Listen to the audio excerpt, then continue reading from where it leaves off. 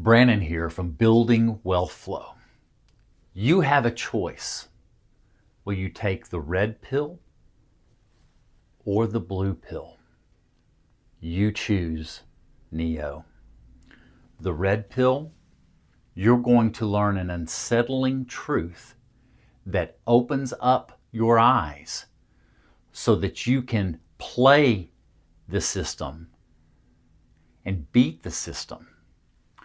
Or the blue pill, keep your eyes closed, don't learn the truth, and be played by the system. You have a choice. Are you ready to listen? Join me in this discussion of the three forces. They're either working for you or they're working against you. You choose which one you go. These are important choices. Join me here. I pray that you have stewardship of the knowledge and money you're entrusted with.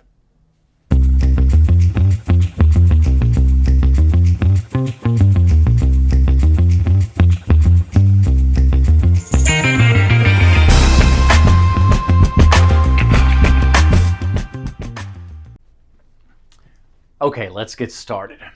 There are three forces that are happening in our economy, happening to you as you're saving in your retirement and as you're just living life. And what the middle class does is they use them and they're working against them. They're headwinds. Versus the wealthy, they're using them and they're making them tailwinds. And I want to describe them and discuss what happens to you as you're saving for retirement and just living life, how you can take those headwinds and turn them into tailwinds. So let's get going on this discussion. So just bear with me now on this analogy.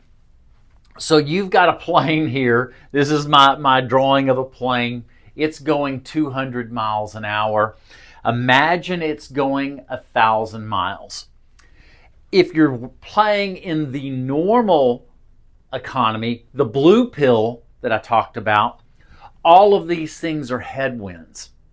But if you choose to understand what's going on and take the red pill like Neo did and become knowing the unsettled truth and knowing how to play the system versus being played by the system. So the first headwind is taxes. That's what we all live in.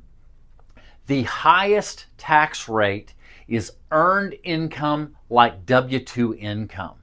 Savings in a retirement account, say a 401k, when you pull that money out, it is taxed as earned income, the highest tax rate that there is. And imagine why the government and most of the system tells you to save in typical retirement accounts. Where is the highest tax rate? And when they tell you save in that retirement account, and when you are retired, your tax rate will be less. Well, think about that. If your tax rate is less, are you making the same amount of income like you were normally needing to pay your expenses? No. If you're paying less, that means you're making less. You're taking that as a headwind. Taxes are a penalty for earning that money. Number two is debt. And I'm talking about debt and interest. What the middle class do is they use the bank. They use the bank for saving and for consumer type of loans. That is from mortgages to car loans to, vacation loans and to credit cards. That interest rate ranges from 5 to 25%, and they're buying things using debt that depreciate in value. This is bad debt, and I agree with Ramsey and others. That is all bad debt. You need to limit that debt as much as possible. I know you need to have a house, do what you can, but be wise in the use of debt. But this debt is working against you. They'll invest in the stock market and the S&P 500 for the last 25 years. What would you say that average return was from 2000 to 2024? I bet you'll be shocked. 7.3%. That's the return. So the typical middle class, they have $6,500 in credit card debt. Average interest rate is 24%, yet they're earning in a S&P mutual fund at best 7.3% over the last 25 years, but they're paying 25% interest on their credit card, maybe 8 to 10% on their car. They're also getting vacation loans. I went to a presentation the other day, just my wife and I, we wanted to get a discount on some show tickets. And I couldn't believe selling these timeshares that you can finance them. You'll have the privilege of financed by them at 10% for your vacation time. I told him, the only person that should even be halfway considering this plan, which I didn't think it was good, was being able to stroke a check and pay cash. If you couldn't afford it and had to finance your vacation, you shouldn't be taking it. But that's the second headwind. The third one is inflation. When the CPI or CPI tells us inflation is 2.7%. Guess what they're measuring? Entertainment, groceries, beverages, utilities, gas, all the things that the CPI is calculating are consumables, not assets. And what we really live in real life is double what the CPI is. They don't put assets in there because they don't want us to know, and you've experienced it and I've experienced it, especially in the last 5 years. We watch asset prices. Are they going up 2.7 over the last 5 years? It's more than inflation. Look at gold and silver and look at housing as examples. Hard assets increase with inflation. These are the three headwinds. If you take these headwinds and imagine it's going up against the 200 miles an hour plane, going that 1,000 miles, let's just say as the example, now you're only going at 100 miles an hour and it's taking you 10 hours. Imagine those as years at 4x. It's taking you 40 years and you're still not accomplishing much. Let's consider inflation and taxes. Let's take what break even would be.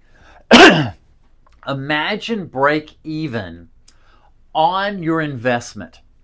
Let's take taxes. Let's take inflation. Let's say it is double. I'm going to say it's 5.5%. And I think you and I would agree that is what we experience in life, at least 5.5%. But yet we still want to live a great financial independent life when we retire. Let's take the tax rate, because you're taxed in that retirement plan at earned income, but we want to have a good income to pay the bills. Take that 5.5%, divide, let's say we're in the 22% tax bracket. What is break even on the money you invest into your retirement plan? 5.5% divided by 0.78, so that it factors in that 22% tax rate. That's 7.05% just to break even. And you wonder why you can't get ahead in a regular retirement plan. They want you to keep working for 40 years and keep putting the money in Wall Street, because who's getting ahead? They are, not you. This is why the wealthy understand that, and they concentrate. They use the tax code not as a penalty system, but as an incentive plan. What the government tells you, things you can invest in where you pay no taxes. Imagine having investments and not paying any income tax, having an investment that produces cash flow today, not behind a paywall of a retirement plan where you can't touch it till 59 years. till you're 59 years old and later, but you can touch it today that produces income tax-free. Not only that could pay the bills, but also could be reinvested in further assets. That's what we're going to talk about, the tailwinds. So here's the tailwinds. So they invest, they're using the tax code as an investment incentive plan that pays no taxes. They're using leverage because in this, let's talk about typical investing. Most people don't use leverage when they're investing. They can't in their retirement plans. That's part of why they can't get ahead also. But this is debt that becomes good debt, investing in assets that appreciate and produce cash flow. Yes, I am talking real estate is one of them. There are some others, but I am familiar with real estate. Getting ahead. This is how you can get ahead in 10 years or less, depending on the amount you invest. And then the final one is inflation. You can use inflation with the right investments that are assets. Hard assets go up in value. As inflation increases, what happened with real estate over the last 5 years? It went up higher than inflation over the last 5 years. Real estate has appreciated at 46% in the last 5 years. Look at what gold and silver has done, and I know just some specifics just in the last couple of years. I bought a little bit of silver. I bought it at $22. What is it today? Look it up. When I looked earlier this week, it was $78 an ounce. That is almost 4x, not quite, but almost 4x. Hard assets appreciate higher than the CPI. And real estate produces cash flow and takes $1 invested with good debt, because real estate makes money 5 different ways: with cash flow, with principal pay down by the tenants, with good, reasonable debt, with no taxes, helps you get ahead, with appreciation that goes up because of inflation. Let me talk about inflation. I pulled up the numbers. Hopefully I can remember them from memory. $1 in 1980. Take a guess. What do you think it takes today from that $1 purchasing power from 1980 to today? It's $3.90. It almost takes $4 for that same dollar from 1980. So let's go now to 2000. From 2000 to today, it's $1.87. Let's just go 10 years back, not 2015. It takes 36 extra cents, $1.36, for the same purchasing power of just 10 years ago. The government is going to continue to inflate our money. They have to. That is how they manage the national debt. They have to continue to print more and more money to make that debt smaller upon them. They will continue to use inflation. That is why the accumulation method from 1980 to 2000, what did the S&P 500 do then? 14.7%.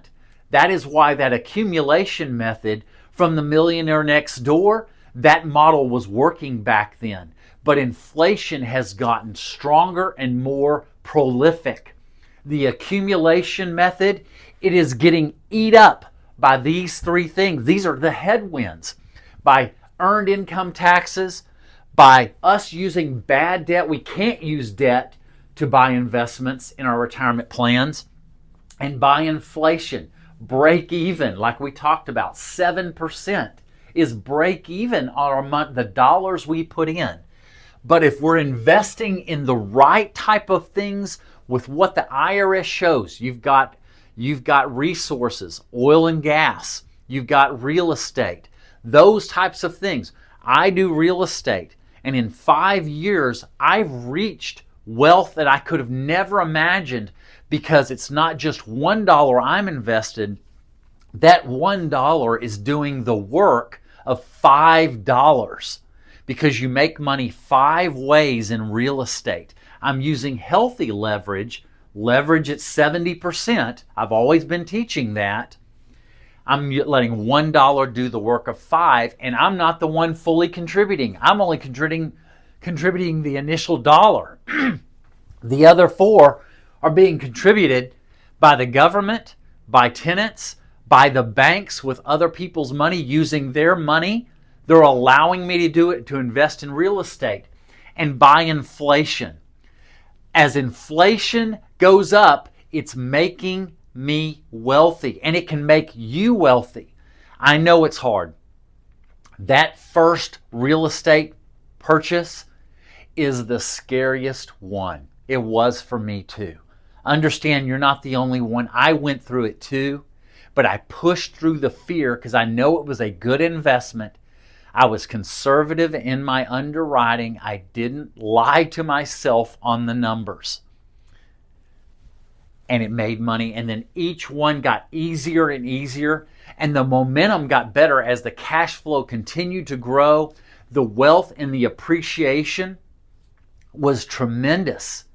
Even with the break even the last couple of years, it's been break even on the growth of it. It's been pretty flat. But those first couple of years, it went up quite a bit, even on those first couple of investment purchases.